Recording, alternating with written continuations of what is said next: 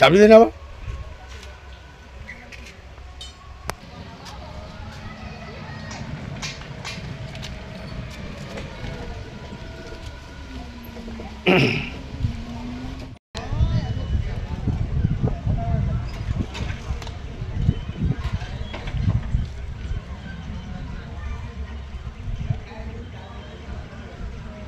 শোভনটা একটু নিয়ে নেবে।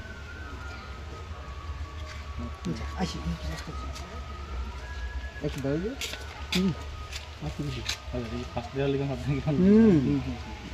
অভিজিৎবাবুর নামটা তো ওই ফার্স্টে কোনো স্টার্ট করলো।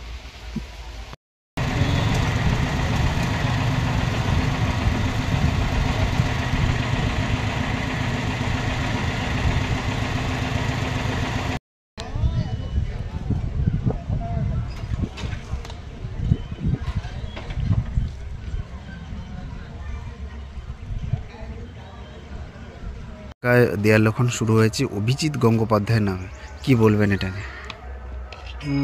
কী বলবো বলতে, অভিজিৎ গঙ্গোপাধ্যায় মানে বর্তমান এক্স জাস্টিস, তো উনি দাঁড়াবেন এটা মানে শুনছি। তো এখন সেই আশা নিয়ে আমরা দেয়াল লেখা হচ্ছে দেখতে পাচ্ছি, ঠিক আছে।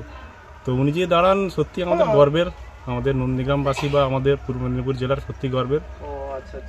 কারণ উনার যে আমরা রায় দেখেছি, যারা মানে চাকরি যোগ্য প্রার্থীরা চাকরি পায়নি, তারা যেভাবে রাস্তায় দাঁড়িয়ে আন্দোলন করছে দিনের পর দিন, তো তাদের উনি সুবিচার দিয়েছেন। তো এরকম একটি ব্যক্তি যিনি অন্যায়ের বিরুদ্ধে লড়ছেন, তিনি আমাদের কেন্দ্রে প্রার্থী হবে, এটা সত্যিই চরম সৌভাগ্যের। আর কি বলবো, উনি আশা করি মানে অ্যাটলিস্ট 1-2 লক্ষ ভোটে জিতবেন, এটাই আশা করি। এখনও তো প্রার্থী ওনার নাম ঘোষণা হয়নি, দেয়াল লিখন হচ্ছে, কি বলবেন? দেয়াল লিখন শুনছি আর প্রার্থী হবে, ঠিক আছে, দেয়াল লিখন হচ্ছে, তো এটা আরও আশাবাদী হচ্ছে যে উনি তাহলে দাঁড়াচ্ছেন এখানে, এটা সত্যি গর্বের। আর কি বলবো, হয়তো প্রার্থী ঘোষণা হবে 1-2 দিন পরে, সব পরিষ্কার হয়ে যাবে জলের মতো।